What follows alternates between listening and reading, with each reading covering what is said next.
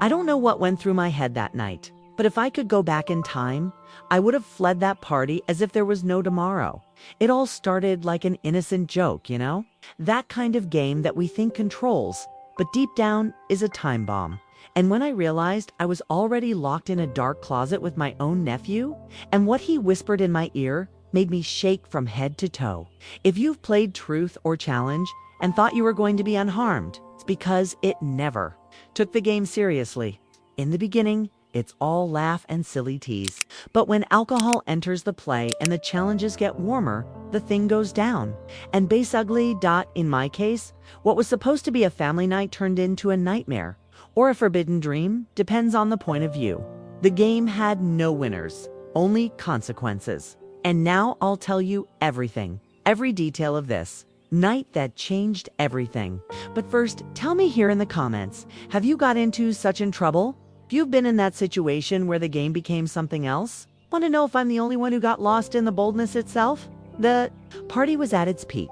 That family mood that everyone knows. Cold beer, loud music, and stories that only get worse over time. I was already in my third glass of wine and the night looked perfect. Till anyone released the idea. Let's play True or Challenge. I laugh, of course. I hadn't played for years and I thought it would be fun. My nephew, that usual naughty, was the first to enter the wave. At first, the challenges were silly. Drink straw without using your hands, or mimic someone in the room. Everyone laughing, everyone loose. And I relaxed, letting the night flow. When it was my turn, I chose Truth. Classic error. Have you ever stayed with someone younger in the family? Does anyone ask with a naughty smile? I felt my face burn and rolled my eyes. Of course not. I replied, throwing a napkin on the person. The room exploded in laughs, but I noticed that my nephew would not laugh. He just looked at me with that smile of corner that made me feel a cold in my belly. And then the game started to heat up. First, someone had to take a piece of clothing. Then another sent a spicy message to an ex. With each round, the weather became heavier, more provocative. The alcohol was already beating, and the line between play and sin began to disappear. When my nephew was the turn, he looked straight at me and, without hesitation, chose Challenge. The group was silent, as if you already knew what was going to happen. And then he came, kissed someone from the room. The room exploded on shouts and laughs, but I felt a knot in my throat. He could choose anyone, but that fixed look at me left no doubt. I rummaged through the couch, trying to disguise, but he only smiled and held his eyes too long. In the end, he chose someone else and gave a fast peck, but I kept feeling that look burning me. I should have stopped there, but I didn't stop. And that's when the night caught fire. The game continued, and each round the challenges got warmer, more intense. I had already lost the bill how many times someone was embarrassed or had to face a situation that would make anyone blush. But no one retreated. It was as if we had made a silent pact. Tonight, there were no limits. It was then that my nephew chose Challenge again. The group looked at each other, and a friend of ours released that naughty smile as if he already knew what was going to happen.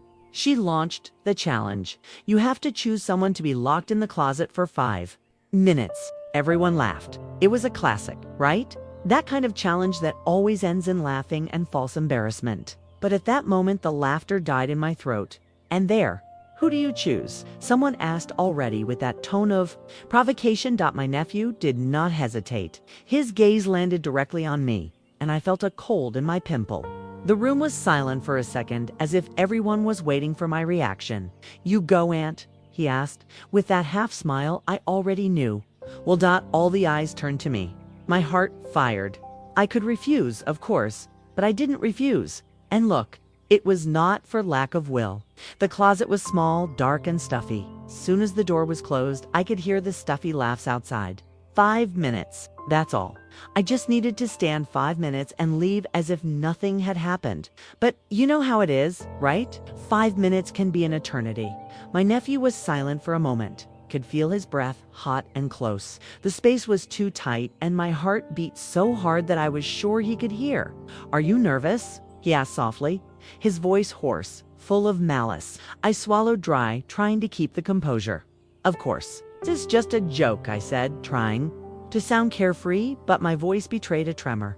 I felt him move slightly, and the tight space caused our bodies to almost touch. His smell was a mixture of perfume and something else, something that left me with a knot in my throat. "You know, I always wanted to know what it would be like to be so close to you," he whispered, his voice almost a breath, but loaded with intention. A shiver traveled my whole body. That tone of voice, that proximity, everything seemed to conspire against me. "This is not funny," I muttered, but my voice came out weak, almost a request. 5 minutes never looked so long. The air inside the closet seemed heavier, warmer. Darkness made every sound seemed more intense. His breath, mine, the silence that seemed to scream. Time slowed down, and I knew those minutes would change everything.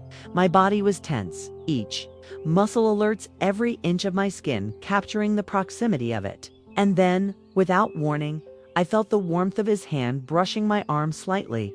A soft touch, but it made me shudder. "You're shaking," he whispered, his voice low and loaded. With intention, my heart almost jumped out of my chest.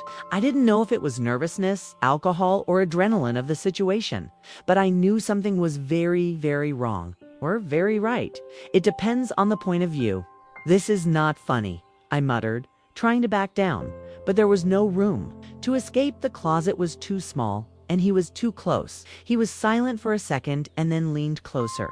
I felt the warmth of his breath on my face, and before I could react, he gave a little peck in the corner of my mouth. It was fast, but enough to leave me without air. "I always wanted to do that to you," he whispered, his voice hoarse and full of malice. My body froze. My instinct shouted for me to leave, to open that door anyway. But before I could react, someone outside knocked on the door. "The weather is over. They can leave." I never felt so much relief throughout my life. As soon as the cabinet door opened, I practically jumped out. The fresh air of the room seemed different, as if it were finally free from something suffocating. People laughed, making jokes about the time we stayed inside. "What happened there, huh?" someone asked, flashing. I forced a smile and tried to recompose myself, but inside my body was still in shock. I looked at my nephew. He came out of the closet calmly, in a hurry, as if nothing had happened. A discreet smile still hovered on his face. It was like I was waiting for my reaction. I tried to act normally, but something had changed. The atmosphere between us was no longer the same. Every time we looked crossing, I felt a strange shiver. Something didn't seem right. I grabbed my glass of wine and took a big sip. I needed to calm down. Maybe it was just the tension of the moment. Maybe it was just alcohol. But then he passed me and, without anyone noting, brushed his hand slightly at my waist. It was a quick touch, discreet, but it was enough to make me hold my breath. I knew at that moment that it was not over. After that night, I tried to act as if nothing had happened. I convinced myself that it was all a silly game, an unimportant joke. But the truth is that it was in my head for days. The way he looked at me, the whisper in the dark, the discreet touch, all this pursued me like a hot secret that I couldn't forget. I never imagined that a simple truth or challenge could arouse something so intense inside me.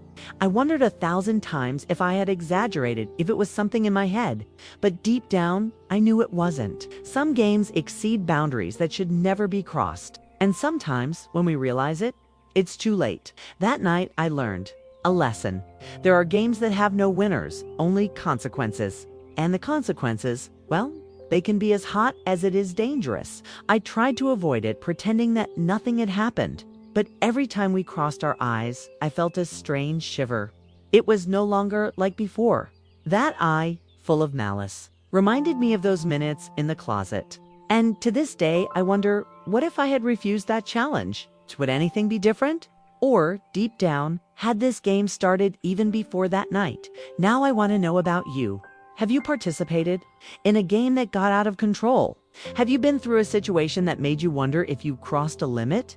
Dangerous. Tell me in the comments. I want to know that I am not alone in this.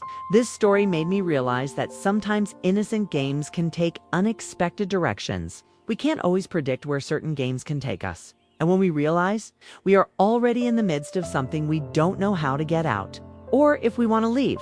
If I could go back in time, maybe I had refused that challenge. Or maybe he had interrupted the game before he got out of control. But the truth is that the past cannot be changed, only what we learned from him. And look, I learned that some limits are made to be tested, even if we regret later. Since that night, some things have never been the same. But maybe this was the warning I needed to understand that not every joke is just fun. Sometimes it is a dangerous game full of temptations and secrets that we prefer to keep.